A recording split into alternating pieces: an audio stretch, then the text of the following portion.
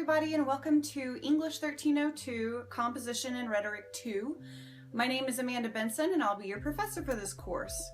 I wanted to start off just by introducing myself a little bit, and then I'll give you guys the opportunity to do the same thing a little bit later on. First off, I got my bachelor's degree with a major in English and a minor in history at Sam Houston State. I also got my master's degree in English at Sam Houston as well. Like you guys, I started off my college career at Lone Star, getting my associates in 2009. When I first started going to college, I wasn't really sure what I wanted to do, so I started taking some classes in web design, thinking that that might be an interesting route to take. While that probably would have been a good job to pay the bills, especially when compared to teaching, I found myself not really feeling very passionate about what I was doing. And I started to think, well, I'm going to have a job because I'm going to have to pay the bills. I'm going to have to go to school for that job, so why shouldn't it be something that I'm really passionate about and that I really like? So I started thinking about some of the things in my life that I already enjoyed doing and I was already passionate about. I love to read and write, and I've always done well in my English courses. And at one point I even wanted to become a writer, so I decided that I would major in English and become an English teacher. Once I made up my mind and decided what I really wanted to do, I noticed myself becoming a lot more driven to get my homework done, to get to class on time, because I was passionate about what I was doing, and I hope that you guys can find something that you're passionate about too. So now that I've told you a little bit about me, I'm going to let you guys do the same thing with our very first assignment called Two Truths and a Lie. You may have played this before. Basically, you just list 3 things about yourself, 2 of which are true and 1 of which is a lie, and then you try to guess which one is the lie. Before we get to that though, I'd like to take just a minute to go over my teaching philosophy for this class. In past semesters, I taught this class with a literature-based textbook. A few students really liked the readings, but I noticed that a lot of the others were disengaged and dropping out. So now I am switching the focus of this class from literature to reading and writing that is more focused on real-world situations. That way you can apply what you learn to your life no matter what your major is. You should notice this philosophy integrated throughout the course as we progress. And finally, it's important to remember that the English language is like a living thing. It's constantly being changed according to how it's used by English speakers. Definitions are getting added to the dictionary or changed altogether. Grammar rules are being changed according to how it's used. What was once proper is now hardly understandable. What was once slang is now becoming proper. I believe that a writing course should be just as mutable as the language that we're studying. It should be a living, changing learning environment that is able to bend and mold according to how well it's helping students. You guys will have opportunities to share what you think about all this via the weekly whatever discussion boards, where you can ask questions, leave comments or complaints, talk about what you like and don't like about the course, and maybe leave tips and tricks for your fellow classmates. There will also be self-evaluations and class evaluations along the way to help me monitor your progress as both individuals and as a class.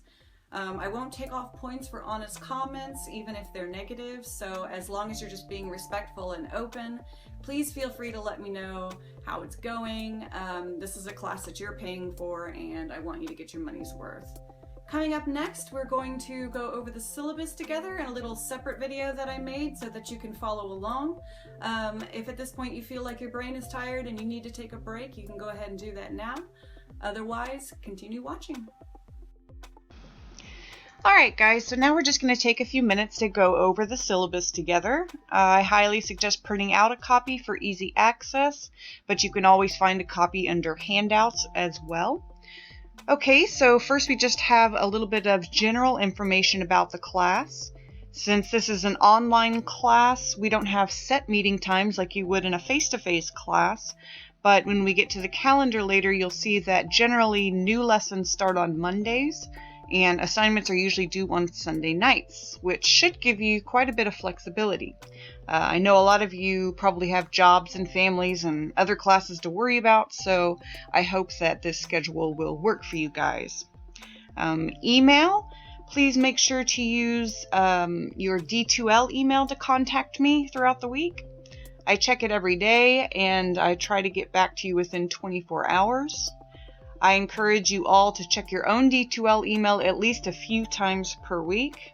Only use my Lone Star email address if you have an emergency and need me to get back to you in a hurry.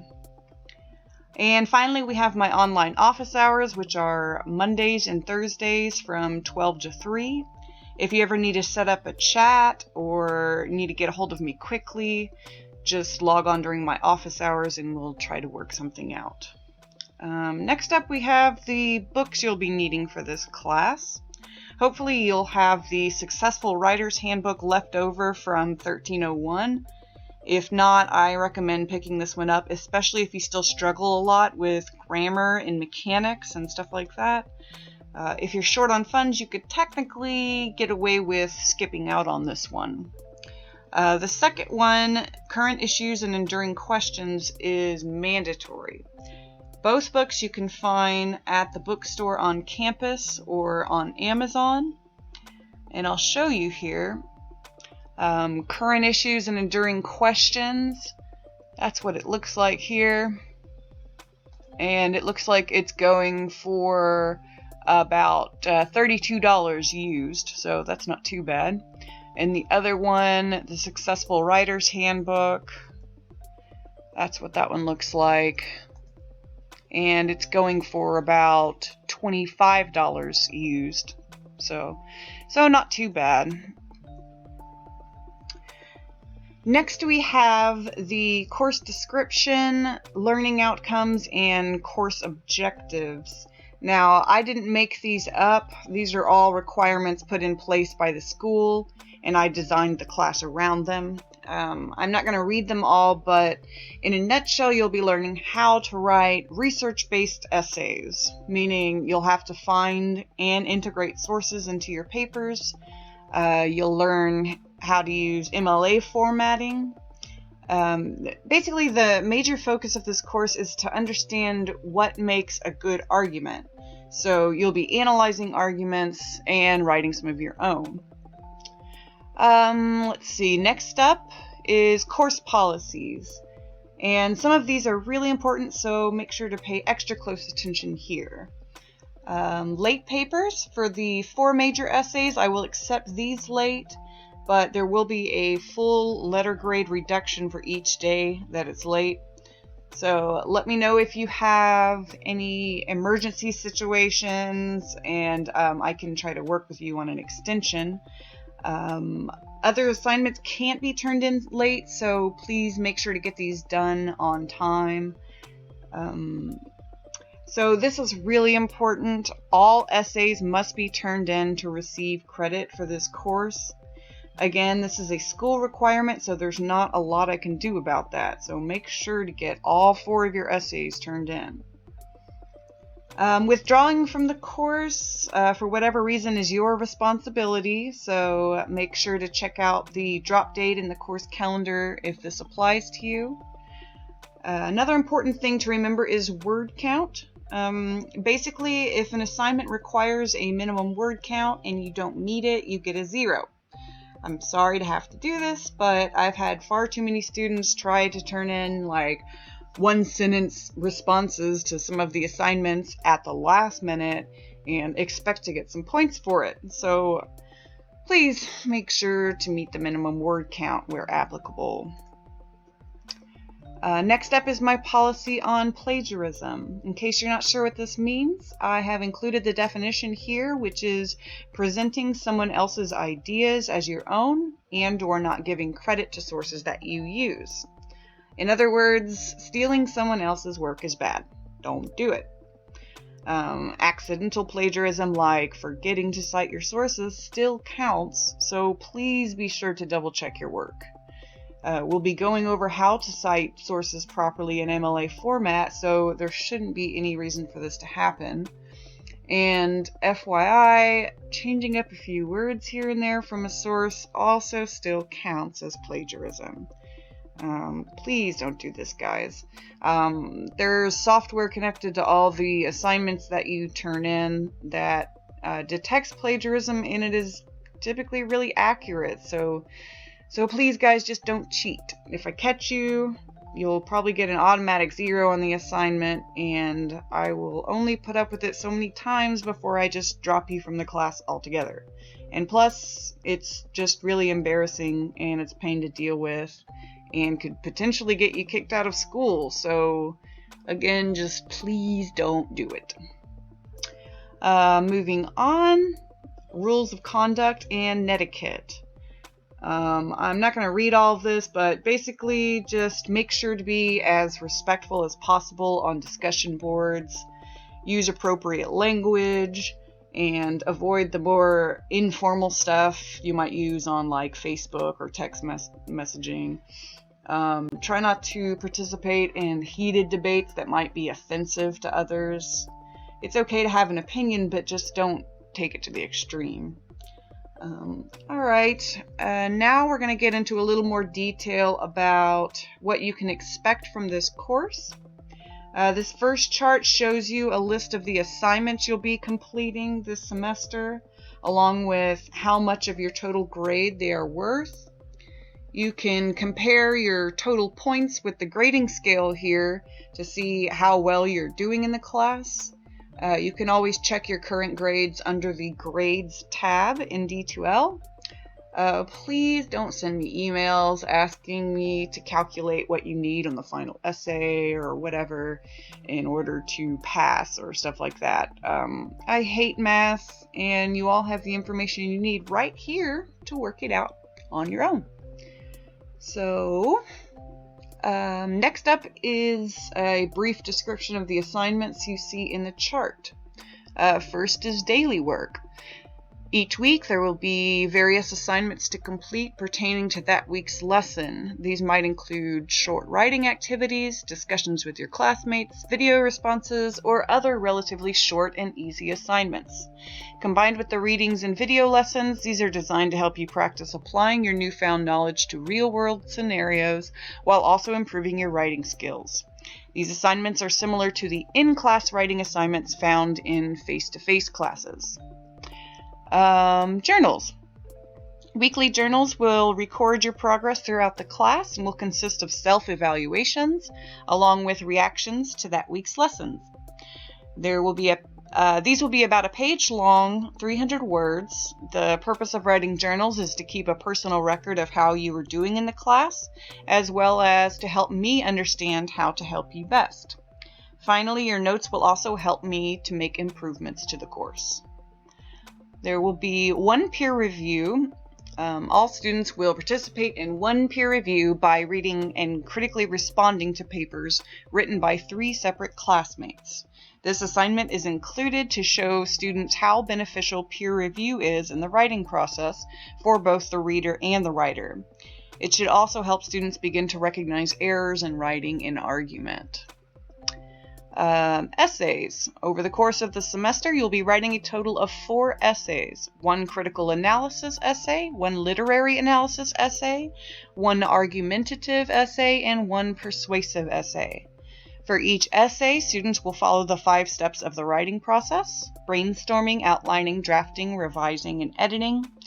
Each essay should be written in proper MLA format and will consist of a minimum word count. All essays will require the use of outside sources, which should be properly documented in a works cited page attached to the end of your paper. More details will be provided for each essay as the semester progresses. Participation. Instead of requiring a set amount of posts or responses with a strict word count, I will be tallying up your participation grades at the end of the semester based on how well you have participated in the course, based on 2 main areas: discussion responses and the time in course. Discussion responses, I will be looking how often you respond to my posts and other classmates' posts on discussion boards. In these online exchanges, I hope to see enthusiastic responses to the post you're most interested in, rather than dull comments that do nothing to add to the conversation. Try to end your posts with a question that might get a topic going. And time in course. I will also be checking to see how often you log in, how often you stay logged in, and whether or not you have watched videos, viewed assignments, etc. Next, we just have a brief explanation of how to format your writing assignments. You'd be amazed at just how many variations of this I get, and I thought it might be wise to include this here in the syllabus just for your quick reference. First, you should have a header in the upper right-hand corner that includes your last name, a single space, and the page number. In Microsoft Word, you can use the Insert Page Number option to create your header, and it will automatically repeat on each page. Second, include a heading with your full name, instructor's name, the course, and the date. And notice the formatting of the date here is the day, the month, and then the year. Just a tip, don't write your heading in Microsoft Word's header option where you wrote your page number. This makes the heading also repeat on every page, and that's not what we're going for here. Next, on the very next line, meaning don't skip any spaces, write your title and center it. Again, not skipping a space, start writing your paper. So you can see in this example that the lines are consistently double spaced. There's no extra spacing around the heading or the title, and there's only one single space between the last name and the page number at the very top of the page. Another tip, Microsoft Word will usually add a little extra spacing each time you hit enter. So prevent this by selecting the Don't Add Space Between Paragraphs of the Same Style under Paragraph. And finally, just set your font to 12 point Times New Roman and your margins to 1 inch on all sides. Pretty simple, right? Okay. Alright, the next page is just a very basic rubric provided by the English department for how your essays will be graded. I suggest referring back to this chart before turning in each essay to use as a sort of checklist to make sure you don't forget anything. You can look over this on your own if you want. Let's see. The next two pages are the course calendar. So as you can see, the calendar is divided into 4 sections. On these days, prepare with this, do this, and turn this in. The first column on these days gives you the date. The course is split up throughout 15 weeks, including your Labor Day and Thanksgiving vacations. The next column, prepare with this, is a list of the things that you should do to prepare for that week's lesson, which includes usually readings and videos. The videos become available at the beginning of the week on Monday. Before you watch the video, though, you should go ahead and complete that week's readings if there are any. That way you know what's going on when you watch the video. Once you've done your readings and watched the videos, you should move on to the Do This column, which includes that week's assignments. Remember, as a rule, assignments are due at the end of the week on Sunday night at midnight. The last column, Turn This In, includes any other assignments that may be due that week, such as your essays and peer reviews. So, for example, your first week of class is from August 24th to 30th. You don't have any readings listed because this is the first week of class, but you should be watching video 1, the one you're watching right now, and the 1301 review video. Once you do that, you can go ahead and start working on Daily 1, Daily 2, and Journal 1. All of these are due by the end of that week, Sunday, August 30th at midnight. And then you move on to the next week. Read the readings, watch the video, complete the assignments, and turn them in by Sunday night. You can see that we won't be working on your major essays during the first several weeks. Instead, this time will be dedicated to teaching you the things that you need to know before you start to write. Because you won't be writing papers during this time, there are a lot more little assignments due. But here at the end of September, the class will shift to a focus on writing your major 4 essays, and there will be less daily work to complete. Be aware, though, that once we get to this point in the class, you will be pumping out papers pretty quickly, so be sure to keep an eye on due dates and plan ahead. But don't worry, none of the papers will be excessively long and can easily be written in the time period that you're given. Your last paper is due December 6th, and there is no final for this course, so you'll be free to focus your brain power on your other classes during this time. So, okay, that's about it. The last page just includes the mandatory stuff that all syllabus have to have. So if you have a disability, be sure to let me know. Remember that there's a 6-drop limit, and check out this link to stay up to date with campus emergencies and stuff like that. So that's the end of the syllabus. Please let me know if you have any questions. Alright guys, I hope that helped to familiarize you a little bit with the course. If I was unclear about something or left something out, please feel free to shoot me an email or leave a comment on the whatever discussion board, and I will get back to you as soon as I can. The last thing I want to do with this video is to go over a few tips and tricks on how to get through this course, and really all your courses in general. The first thing you need to do is make a schedule and stick to it. Decide when you'll be dedicating time to your schoolwork, and don't procrastinate. This is an online course, so it takes a little bit more self-motivation to get through. You'll need to make plans to at least log in near the beginning of the week so that you can check out what needs to be done by the end of the week. You'll need to check your D2L email regularly and keep an eye out for any announcements that I might post during the week.